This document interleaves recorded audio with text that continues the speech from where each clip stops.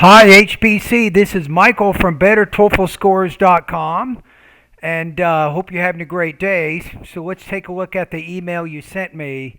You say, "Good morning, Michael. How are you? I've shared my integrated writing practice test. Please go through it. Let me know how I can improve myself more. I tried to postpone my test, but I missed my 4-day window period.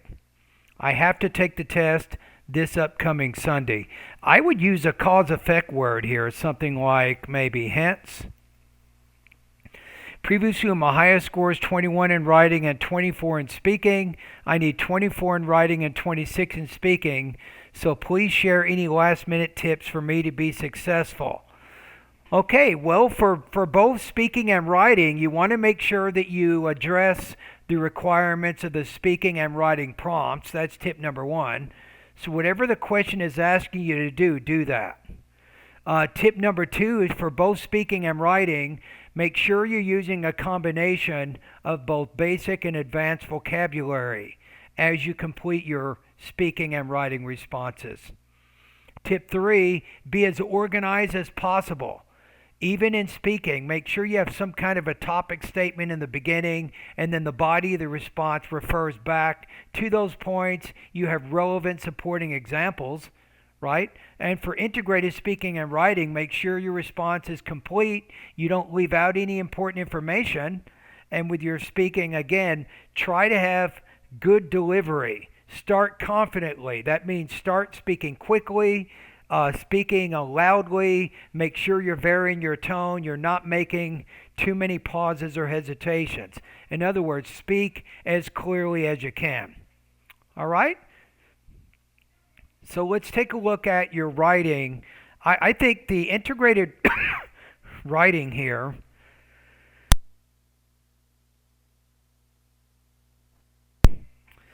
I'm going to put your score here at about 22 to 24 points. You are very close to your goal here. You just need to be careful about your grammar problems. You have a few grammar, sentence structure issues in here.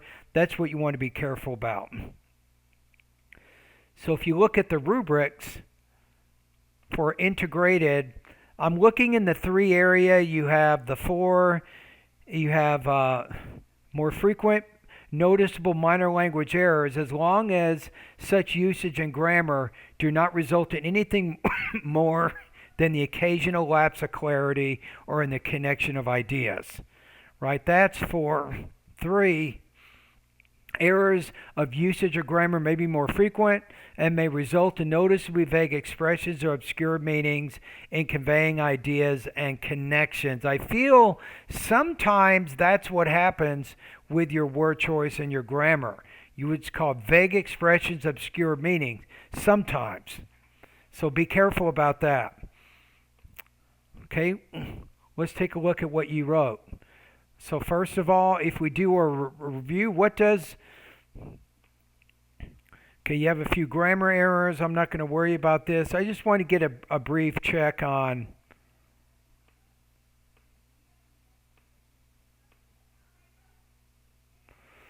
your sentence length is great. Vocabulary level is good. Characters per word 5.1, not bad considering that a lot of words in the English language, like a, and the, that really brings down the length of your words. And yours is actually 5.1. And even better is your Flesch Kincaid grade level is 14 with an average sentence length of 26.8. So that's promising. So I don't see any major problems there. So if we take a look at the writing in a little bit more detail, let's see what we have. Okay, I'm going to take a look at your very first paragraph and make some editing changes on that to kind of get you used to seeing what's going on. Now, if you said in the reading passage, then the author, I would put a comma.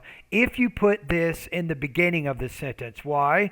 Because it's an introductory prepositional phrase, and typically these introductory phrases and clauses are set apart by commas, but in this case, I would not use any commas here. That's my first suggestion. So the author in the reading passage believes that the bloggers are not, this is word order, are not qualified enough.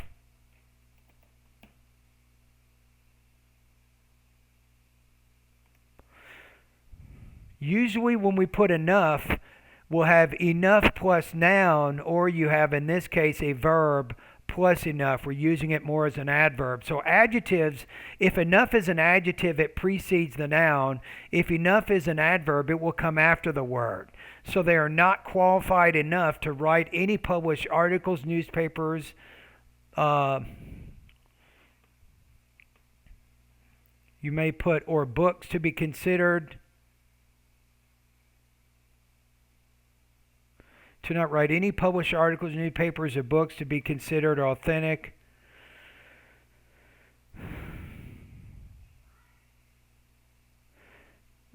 And I don't think you need all of this. I'm just saying to be authentic and legitimate is really the same word, so that's redundant. Be careful about redundancies. So books to be considered authentic writers by providing three plausible causes. So if you want to use the colon, put the colon after the word causes, not like. If you put like, then you don't need any punctuation at all because you're kind of using it like a prepositional phrase. Or it's a preposition introducing some noun phrases. So you have plausible causes, lack of professionalism, integrity.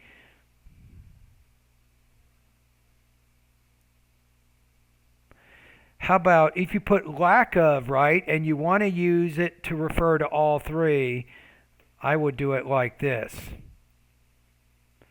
A lack of professionalism, integrity, and in-depth discourse. And you can't use whereas and on the other hand at the same time. Why is that? Because whereas is a subordinating conjunction, right? It's used to create a dependent clause that must attach to a previous sentence. However, that's not what you're trying to do here, right? I think this is what you're trying to do. So on the other hand,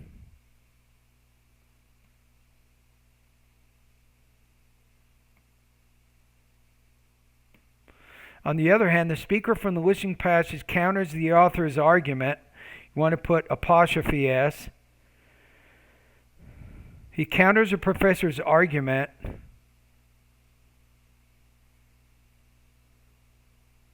that there are, not they,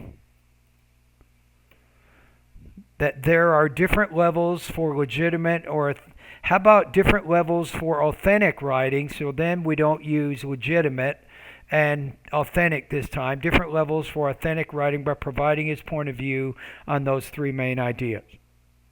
Right? Yeah, I'm going to have to go lower. I got to go to 22 on this. I'm going to be honest with you. If I go through every paragraph, I continue to make a lot of corrections. So that's telling me that you're not controlling your grammar as well as you need to. So you're creating some problems with your sentence style and your grammar there. So be careful of your punctuation, right? I think that's important.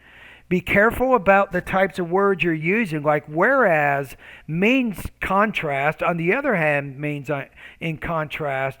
Be careful about redundancies. Redundancies in grammar or meaning. You remember how you said authentic or legitimate? That's kind of redundant, unnecessary to say both of those things. So those are things that you should think about as a writer. So I'm going to adjust this probably to 22 points out of 30 because of some problems with your grammar and your word choice. Okay, and thank you for doing this practice test. So good luck. So I think on Sunday, I would stay with your sentence style, even though you're having grammatical problems. You have a really good sentence length at 26 words. I think that's great. Keep doing that when you do the test on Sunday. Stay as organized as you can. Give yourself, if possible, some additional time after you're done writing to go through and correct some of the grammar errors that you're making. So maybe for integrated writing, if you can finish the task, I know this is hard, in 15 minutes, then you have 5 more minutes to go through and make some corrections That might be important. And then for the independent writing, try to finish in about 25 minutes. And then that gives you another 5 minutes to read for grammatical correctness and editing also. So that would be my tip on the writing area. All right. Well, good luck to you on Sunday.